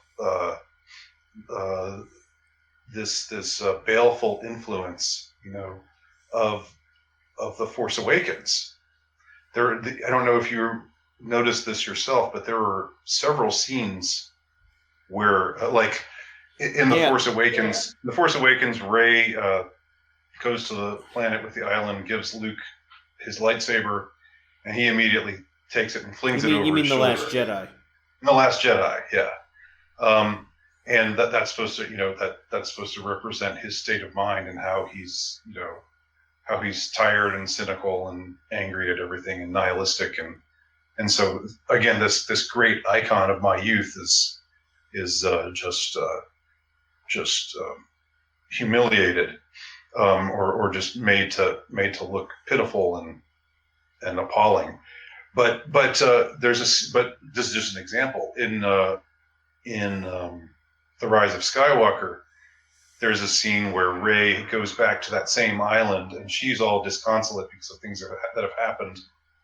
She takes her lightsaber and throws it away, and then Luke turns up as a Force ghost and catches it. Do you remember this? Yeah, scene? yeah. And he says to her, "That's no way to treat a Jedi weapon." That scene struck me as a complete and obvious repudiation, of that scene in The Force Awakens. And there were that scene in The Last Jedi. The Last Jedi. And there were other scenes like that where, and I don't know if this is for any real reason of principle. I think J.J. Abrams is a hack. I mean, I don't have much respect for him as a, creative director or anything. I don't think he's got many original ideas. But I don't think. But I thought that The Last Jedi was worse than hackery. It was like I've recorded a couple of videos about it, and one of them I say it's like a poison pill. It's a rape. Yeah, it is. It's an effort to make you to make you disgusted depressed. and downturned. Yeah. To make you lose hope. Yeah. And it seemed so. I was kind of heartened by, even though the movie is ridiculous. The plot of the movie is ridiculous. It's all over the place, and I haven't read your review yet, but I will. I'm sure you've got some interesting things to say about it. But I didn't hate it nearly as much as I did The Last Jedi, and I kind of liked it at times. So yeah, I mean, like my read on it is that the general consensus is that J.J. Abrams and Rian Johnson, who directed The Last Jedi, absolutely hate each other. The Last Jedi, I'm sure you noticed this, deliberately tries to break all of the subplots that were set up in The Force Awakens. It was implied in The Force Awakens that Rey's got some great lineage, some Jedi lineage. There's some hidden secret in her past. And then The Last Jedi is all like, "Oh, your parents weren't anyone important. They were just random they were just random schlubs." They were nobodies. They were losers. They sold you for drinking money. Yeah, and then and much of the Rise of Skywalker is just retconning the Last Jedi. Totally. And it was another example of that is that horrible character Rose Tico, the fat Asian chick, who was clearly being set up to be Finn's love interest in The Last Jedi. She gets 3 lines of dialogue in The Rise of Skywalker. She's barely above a background character.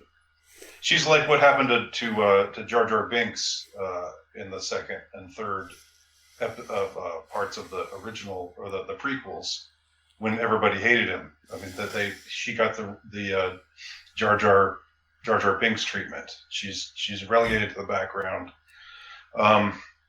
Yes, that is true. And also, since you mentioned the whole idea, the whole notion of Rey's lineage, and how in The Last Jedi, Kylo Ren tells her, your parents were nobodies. That also gets it's just funny. It's like, it kind of reminds me of what I said, what I told you before was true from a certain point of view in what Obi-Wan says in Return of the Jedi.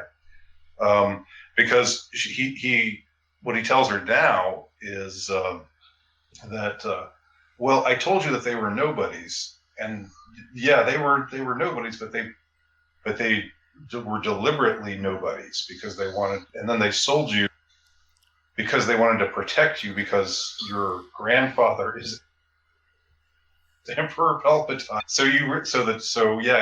He totally turns it around, to make it so that now it makes sense that in a way that Rey's got these incredible force powers because her grandfather is Emperor Palpatine.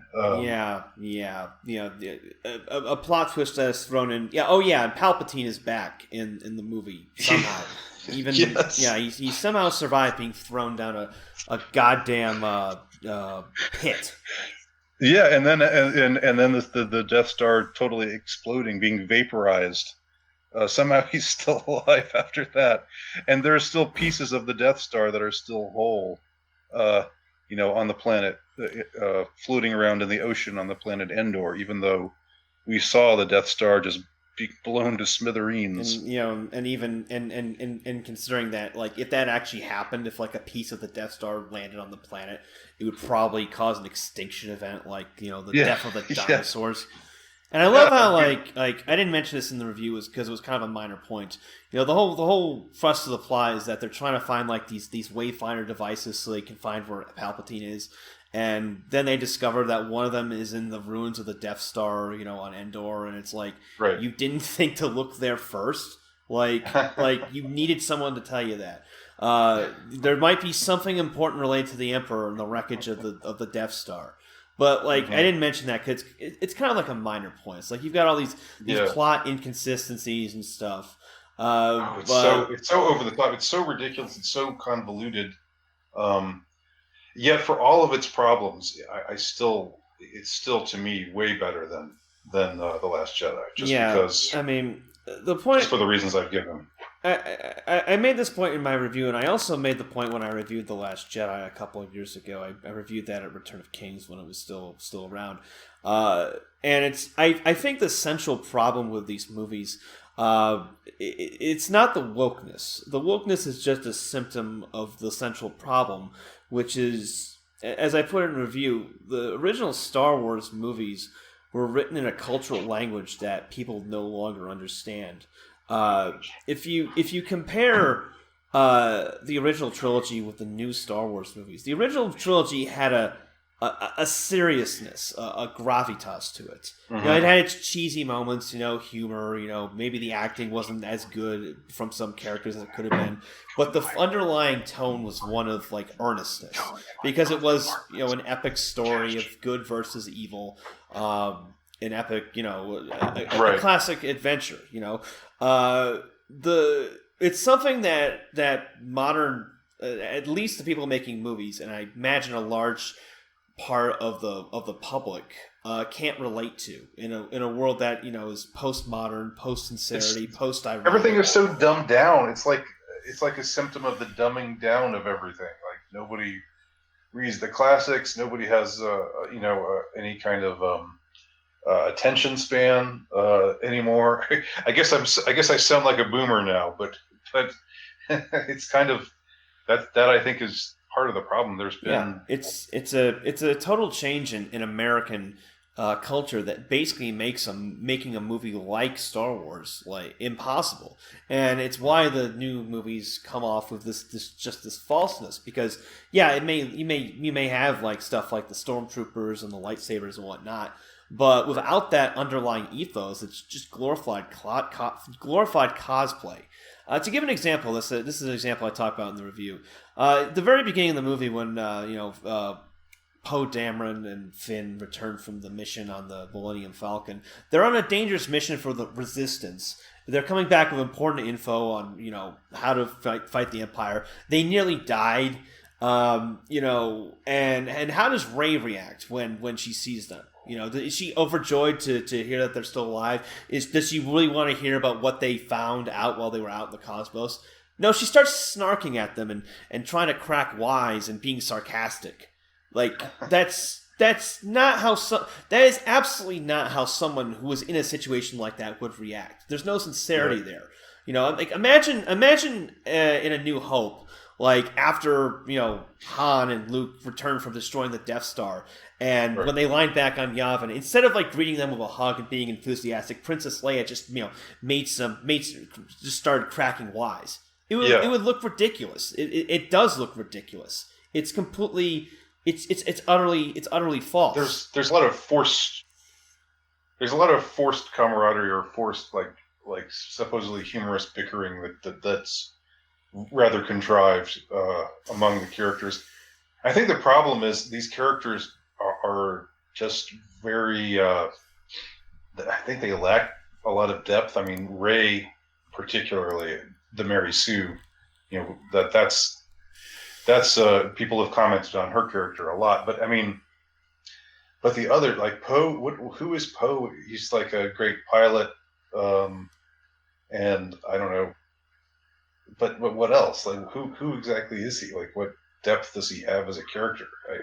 I think the actor is. I think Oscar Isaac is a good actor, but there's not much to him. And Finn, the character of Finn, he could have been so much more because he was like someone who was like a brainwashed stormtrooper who defected, who grew a conscience, and you know there was, I thought there was a real possibility to go some interesting places with his character, but they really didn't. Didn't go anywhere with him. To me, the only really interesting new character from the prequel trilogy, the Disney Star Wars trilogy, the only interesting character was Kylo Ren.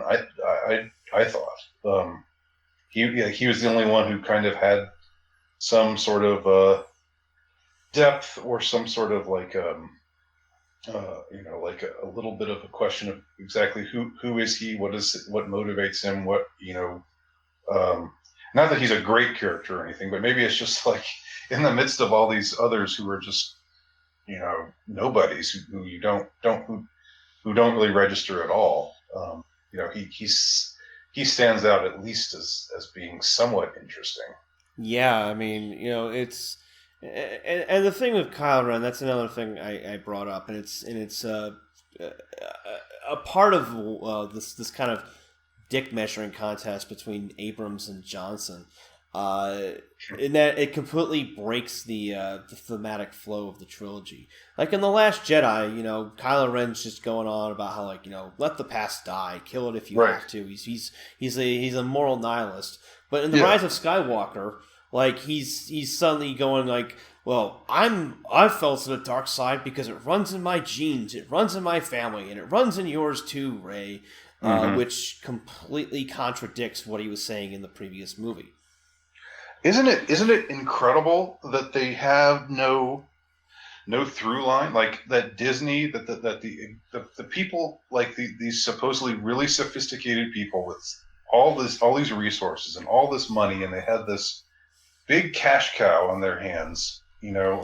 All they had to do, it didn't even have to be great. All they had to do was just have their shit together and say, okay, let's form a coherent trilogy. Let's get some creative people together and let's plan it all out. Let's have an outline. In the first movie, this will happen. In the second movie, this will happen. The third movie, it'll conclude in this way.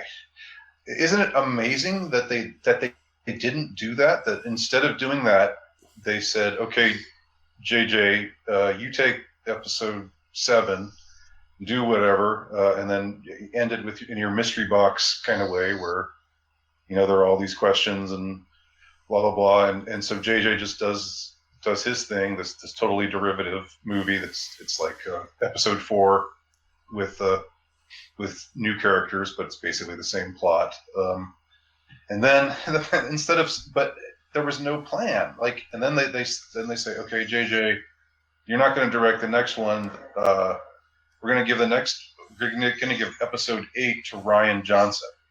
But isn't even a Star Wars fan. Didn't even. I think I heard maybe he didn't even watch Force Awakens before he wrote the script. Just had. Yeah. It feels like the movies were designed by committee, and not even the same committee. Like 3 different committees worked on the movies. Yeah, that if it had been the same committee, then it wouldn't. You would think they would at least know to do that, but somehow it's so disjointed.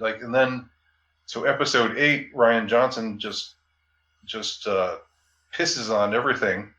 Not that anything in episode 7 was great, but the plot points, the ways that it was going, the ways that it could have evolved naturalistically from there, he just goes a totally different way, and basically ends it in a way that paints the whole story into a corner, and then they give it back to JJ again. You almost feel so. I mean, JJ's a hack, and I don't really feel sorry for him per se, but I almost feel sorry for being in that position where you made the movie before the sequel. I mean, you made episode 7, and then they gave episode 8 to this guy who totally spat on everything you did and screwed up everything. And there was no plan all along. So now he has to go back and say, okay, what are we going to do to salvage this? Well, let's bring back Emperor Palpatine and have this crazy convoluted plot where Emperor Palpatine is somehow still alive, and let's just retcon everything. Let's because we've got to. I mean, there's so little of with the original trilogy. Like, you see how if you watch those movies again, you see how one story leads into another. You see how A New Hope leads into Empire Strikes Back, and which ends on this cliffhanger with all of these questions, and then and the changes that that leads were to Return of the Jedi. And, exactly. And even the changes that were not initially planned for, like, fit in perfectly. You probably know that, like, in A New Hope, Luke Skywalker's father and Darth Vader were not originally supposed to be the same person. Right. They didn't get that idea until they were working on the script for The Empire Strikes Back, and that was the kind of idea that the first movie didn't really set it up, but it works perfectly because it just ties everything together. There's nothing like that. In the new movies. I mean, even going back to what I was saying about, like, how movies these days are incapable of being serious or dialing down the snark or the irony. Even the prequels, as bad as they are, at least Lucas was attempting to, like, recreate that seriousness, that epic feel. He didn't do a good job of it at all, but you could say but it's at least making the attempt. But there's no attempt at all. And again, they're coherent. They fit. They follow. Episode 1 leads into episode 2. In episode 1, there's Senator Palpatine biding his time. He's the Phantom Menace. Well, everybody at the Jedi Council has no idea what's going on, and all this war stuff is happening. And then that leads to episode 2.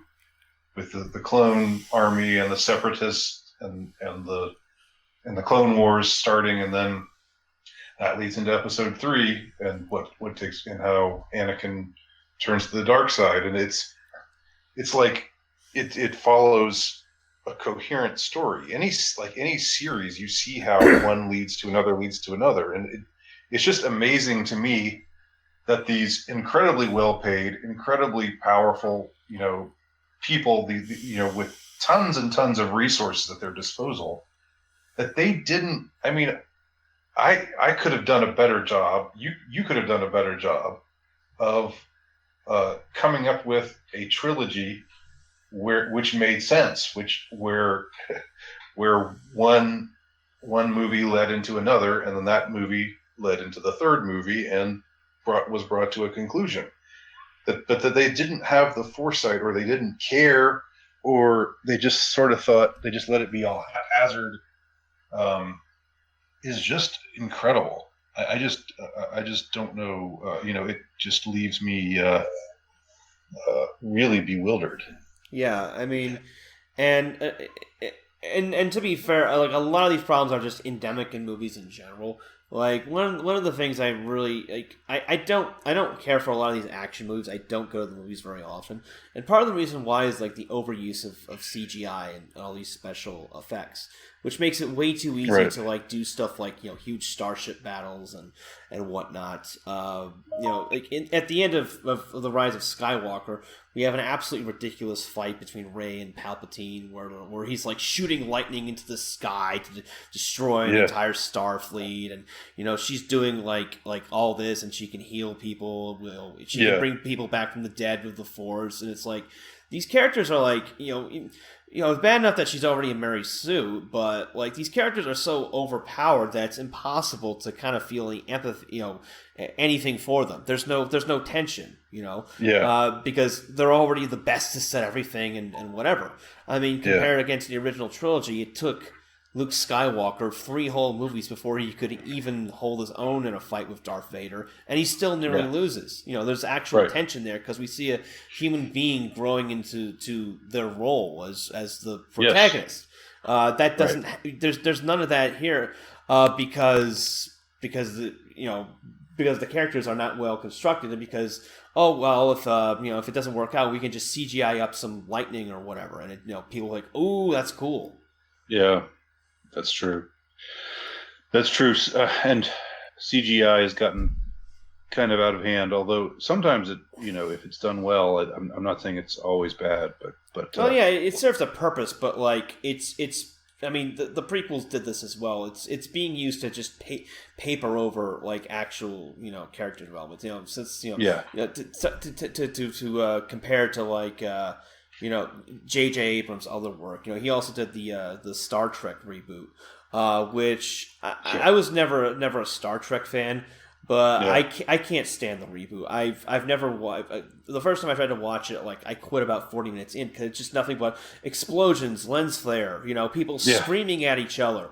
There's no subtlety in character development anymore. It's like you and again you go back to say something like the Wrath of Khan.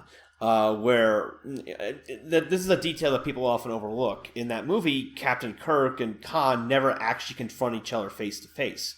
They're always communicating through like the communicators or whatever. But you have this dramatic tension between these two characters, even though there's no point where they actually get into a sword fight or whatever. You have this slow build-up. You have this, dialogue and character development. Then you fast forward to, the Abrams Star Trek reboot, and it's just all it's Spock and Kirk screaming at each other like a couple of gay guys fighting over the glory hole at the club. And Spock really is gay in the new movies, or the character, the actor who plays him is gay, I think. But that's neither here nor there.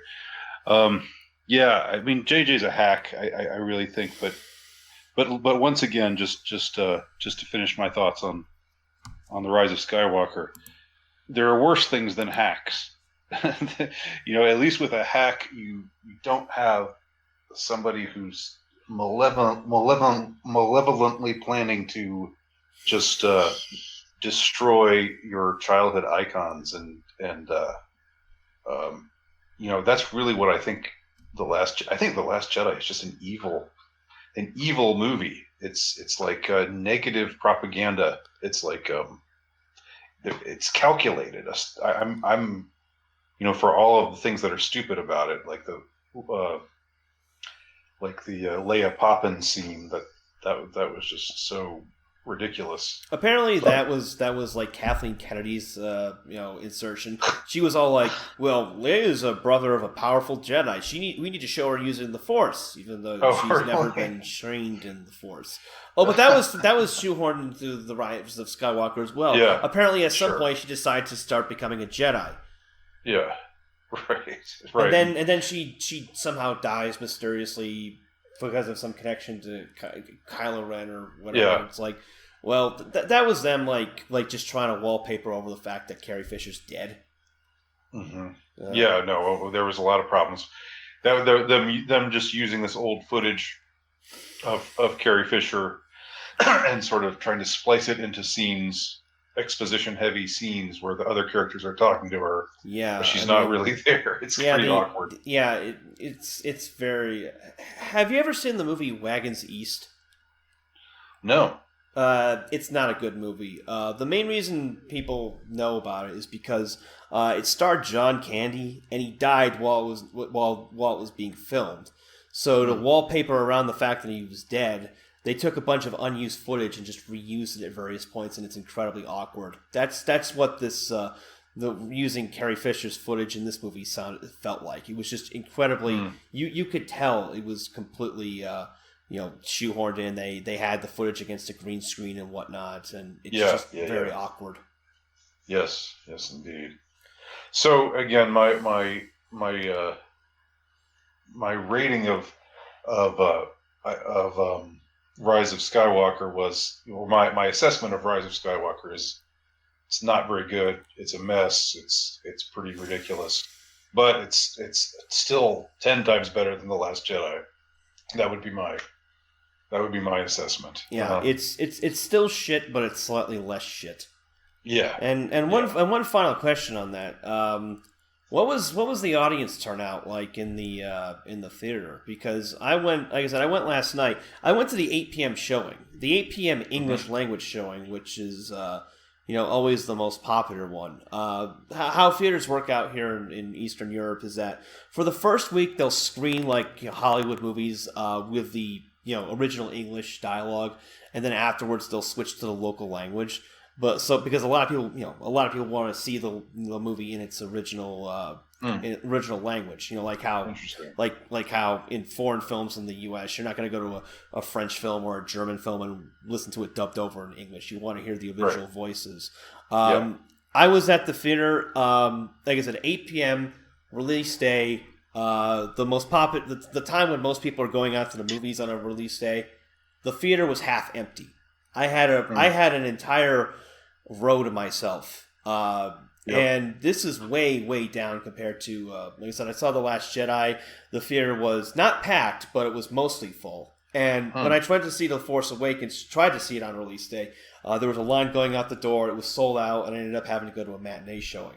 I think fans have had enough.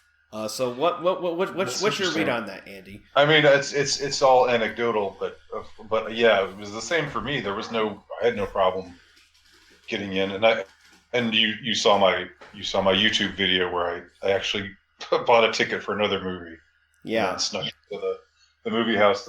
Just so that Disney and Lucasfilm couldn't get a penny of my money. But I mean, yeah, it was pretty sparse. There wasn't much of a, from the crowd who was there. There wasn't too much of a reaction. There were there were a couple of Raylos there who were oohing over the kiss, but I don't know whether you talk about that in your review. Kiss? Yeah, the Raylo kiss. Oh, right. That was the only thing that I noted where there was a response. I don't think there was really much of anything else. But again, that's anecdotal. But I do suspect that when the weekend is up, that the numbers will be down from. Well, I think one notable thing here is that Disney didn't even bother bribing reviewers into giving it good reviews, because everyone's just panning it. It's got a rating of 55% on Rotten Tomatoes. Yeah, and even a lot of the people who were there, for the Hollywood premiere, said they didn't like it. And what complicates it, of course, is that some of the SJW types who loved The Last Jedi because it was so because it subverted expectations and all that crap. Some of them are mad at the Rise of Skywalker for retconning The Last Jedi so hard. So that kind of makes things a little more complicated, because I want to see this franchise fail, but I don't. But then, in some ways, if you're, you don't want to have you don't want the idea to get out there that this movie failed because it wasn't woke enough. Another Jedi, which I know is what some stupid critics are already saying, but clearly that's not that's not what has happened. The Last Jedi was what broke the fandom. It was what broke Star Wars, and that this movie would come next is just again because JJ was painted in a corner, and he had to do something to placate or try to placate or try to mollify the people who were so many people who were so pissed off about what Rian Johnson had done in The Last Jedi. So yeah, I might be wrong on this, but I think this movie has the potential to kill Star Wars in the same way that Nemesis killed Star Trek, or Batman and Robin killed the Batman film franchise. I mean, I don't think Disney's going to abandon it entirely, but they're just going to ratchet back what they're doing. Like, they're going to cancel film projects. That three movie deal Ryan Johnson got is going to be worth more as single ply. They'll probably continue with stuff like The Mandalorian, but they're going to be putting far less money into it because it's massively diminishing returns at this point. Yeah, well, The Mandalorian is if Disney Star Wars has a future, Mandalorian is paving the way. I haven't seen it, but like everyone I know who's seen it likes it a lot. Yeah, it's good. It's I'm not not every episode is great or anything, but it does at least retain sort of the feel of Star Wars as I remembered it. And I thought Rogue One was good. Rogue One is the only Disney Star Wars movie that I enjoyed. Yeah, I mean, like everyone I know liked that one as well. I haven't seen it. I mean, I might look into The Mandalorian if I have time. I mean, I want to be like a fucking nerd, and be all like, because I think it's set like after the original trilogy, right? Yes. I want to be like a nerd and be like, the Mandalorians are extinct. The whole point of Boba Fett wearing the Mandalorian armor was that they were extinct and it looked cool. Where's this guy coming from? I want to be a nerd, but like at the same time, if it's a good show, I'll watch it. Yeah, I don't know enough about. I'm actually not enough of a nerd to argue that point. I mean, but yeah, I mean, I wasn't a huge Star Wars fan, but like I played a lot of the video games when I was growing up, so I know far more about this than I probably should. But but in any event, like we've been going for a while now, way longer than I thought. But it's been a great conversation. I'm sure the audience has learned a lot, and they've been. Now maybe we the natural way to end this conversation is to ask, when will the movie version of the Columbine Pilgrim be made? I could probably get Sam Hyde to direct that, but I'll ask him. It might be. Do you something... think he could scrape some money together? Sam, you think Sam could assemble a team and? Well, it's an idea for the future. But yeah, it's gonna be great, guys. One final thing. Normally I would have the questions and comments section, but nobody sent any Streamlabs tips, so we don't have any questions to answer. Boo to you for not spending your hard-earned money on this podcast, people. But hey, the link is there if you want to send in the questions for future episodes. All right, Andy. Anything else you want to plug before we go? Well, no. I mean, I've got my my page is still altrightnovelist.com. I have started a new page called lowstatusnovelist.blogspot.com, which has some of my on which I plan to catalog some of my newer stuff. Like I said, gosh, I don't know. I've got my YouTube channel, which is still up, and that's just my name, Andy Nowicki. And no, I would just say, if you're into hard-hitting fiction that grabs you by the balls, and if you liked Joker. If you saw Joker and it spoke to you, then check out the Columbine Pilgrim. Yeah, guys. Go check out all of Andy's stuff. And the Columbine Pilgrim, like I said, we are gunning to have it out on January 3rd. That's subject to change, but that is the release date I have set right now. I will keep you updated. We'll keep you updated through the website, Terror House, Twitter, Telegram, and Andy, of course, will also keep you updated. I will. Like I said, it's I'm a shameless self-promoter, so yes, it's really a fantastic book, guys. It's poignant, it's funny, it's dark, it's affecting. And for those of you, who are interested in the whole incel thing, it's something I think a lot of you will really enjoy. We'll have more information on Columbine Pilgrim in the next couple of weeks as we approach release day. But I'll keep you all updated on that. Bryden is not here, like I said. He had to work overtime in the salt mines this weekend. But I invite you to go check out his podcast, Sid and Bryden and Beer. Check out his YouTube channel. Check out his D-Live channel. He got banned from Twitter recently, so you can't check him out on Twitter. But all the links will be there. And, of course, if you want to check out my personal stuff, go to mattforney.com. My Telegram page, my YouTube page. What else is there? D-Live, all that. You know where to find me. All the links will be in the description. And that will do it for this episode of Terror House Radio. Be sure to check in every day at Terror House Magazine, terrorhousemag.com for our latest submissions, publications. You can go check out our books at Terror House Press at terrorhousepress.com. Follow our social media links in the description. And don't forget that you can always check out past episodes of Terror House Radio at terrorhouseradio.com. Terror House Radio is produced by Bryden Proctor and presented by Jugs. Intro music by Meme Extremist. Illegitimate non-coverundum. Don't the bastards ground you down.